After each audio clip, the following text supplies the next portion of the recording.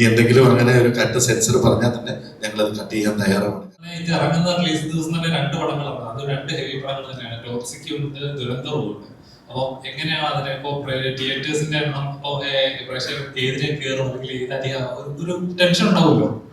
അല്ല, ഇതുപോലൊരു സീസൺ മലയാളത്തിൽ വളരെ കുറച്ച് സീസണുകളിലേ ഉള്ളൂ. എല്ലാം ഇതുപോലൊരു സീസണിൽ വേറെ പടങ്ങൾ ഉണ്ടാവില്ല എന്ന് വിചാരിക്കാൻ മാത്രം ഒരിക്കലും അങ്ങനെ ഒരു കാണാനില്ല. അപ്പൊ എന്തായാലും പടങ്ങൾ ഉണ്ടാവും. 2 അന്യഭാഷാ ചിത്രങ്ങൾ വരുന്നു. അതിലൊരെണ്ണം ഫസ്റ്റ് പാർട്ട് ഹിറ്റായ സിനിമ തന്നെയാണ്. വേറൊരെണ്ണം അതേപോലെ ഓൾ ഇന്ത്യ ലെവലിൽ ഇറങ്ങുന്ന ഒരു മാസ് സിനിമയാണ്. പക്ഷേ ആട് എന്ന് പറയുന്നത് മലയാളികളുടെ സ്വന്തം ഫ്രാഞ്ചൈസിയാണ്. മലയാളികൾ കഴിഞ്ഞ 8 വർഷത്തിൽ ഞാൻ ഏറ്റവും കൂടുതൽ കേട്ടിട്ടുള്ള ചോദ്യം ആട് 3 എന്ന് വരും എന്നുള്ളതാണ്. അതിനുള്ള ഉത്തരവുമായി ഞങ്ങൾ വരികയാണ്. നിങ്ങൾ ചോദിച്ച ചോദ്യത്തിനുള്ള ഉത്തരവാണ്. അപ്പൊ അത് നിങ്ങളുടെ ഉത്തരവാദിത്തമാണ്.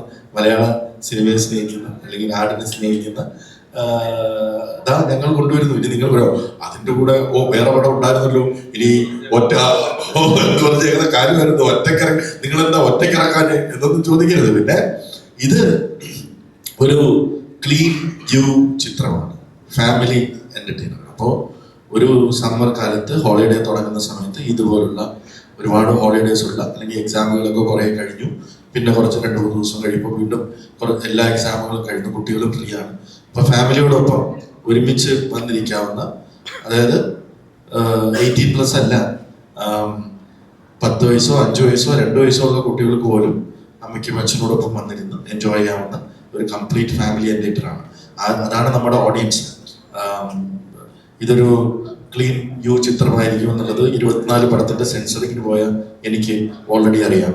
അതുകൊണ്ട് ഇനി എന്തെങ്കിലും അങ്ങനെ ഒരു കട്ട് സെൻസർ പറഞ്ഞാൽ തന്നെ ഞങ്ങളത് കട്ട് ചെയ്യാൻ തയ്യാറാണ്. കാരണം ഇത് കുടുംബത്തോട് ഒരുമിച്ചിരുന്ന് വന്ന് കാണുന്ന സിനിമയായതുകൊണ്ട് ആ ഓഡിയൻസ് ആടിലേക്ക് വരും എന്ന്, തുടക്കത്തിൽ തന്നെ ആടിലേക്ക് വരും എന്ന് ഞങ്ങൾ പ്രതീക്ഷിക്കുന്നു.